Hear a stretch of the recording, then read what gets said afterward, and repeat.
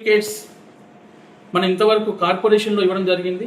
So మనం ఇప్పుడు HMDL లిమిట్స్లో యాడ్ చేశారు కాబట్టి దయచేసి దీన్ని అందరూ కూడా బాధితులందరూ కూడా ఒక అవగాహన కల్పించి వాళ్ళు అప్లై చేసుకునే విధంగా వారు ఎంత ఏరియా పోయింది ఆ ఏరియాకు మన కేసీఆర్ గారి హయాంలో యాక్చువల్గా ఈ టీడీఆర్ కాన్సెప్ట్ కాంగ్రెస్ గవర్నమెంట్లో వచ్చినప్పటికీ మన కేసీఆర్ గారి హయాంలో దీన్ని ప్రజలకు ఇంకా చేరువ చేసే విషయంలో సక్సెస్ అయ్యారు. ఎందుకంటే వారికి ఈ రోడ్ విస్తరణలో ఎవరైతే బాధితున్నారో మార్కెట్ వాల్యూ ప్రకారం 400% ఇవ్వాలని చెప్పేసి మన కేసీఆర్ గారి హయాంలో ఇది తీసుకోవడం జరిగింది. దయచేసి వీళ్ళందరి బాధితులకు కూడా మార్కెట్ వాల్యూకి 400 times వచ్చే విధంగా మనం అందరం కూడా మన మున్సిపాలిటీ పాలకవర్గం అలాగే మిగతా పార్టీ నాయకులు అందరూ కూడా చొరవ చూపించి వాళ్ళందరూ కూడా లబ్ధి చేకూర్చాలని సందర్భంగా తెలియజేస్తున్నాను.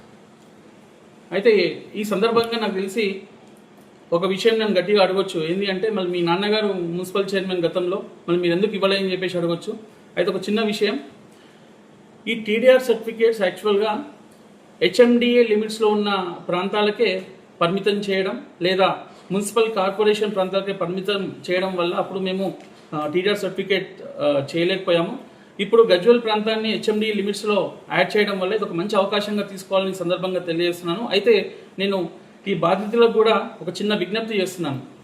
మీ ఎవరైతే ఈ రోడ్డు విషయంలో ప్లేస్ కోల్పోయారో మీరందరూ కూడా లోకల్ మున్సిపల్లో ఉన్న టీపీఎస్ సెక్షన్లో మీరు కలిసినట్టయితే వాళ్ళు ఖచ్చితంగా మీకు హెల్ప్ చేస్తారు. ఎందుకంటే నేను సంబంధిత అధికారులతో మాట్లాడడం జరిగింది, వాళ్ళు కూడా సానుకూలంగా స్పందించారు. ఖచ్చితంగా ప్రజలకు ఉపయోగపడితే మేము ఖచ్చితంగా మా వంతు కృషి మేము చేస్తామని తెలియడం జరిగింది.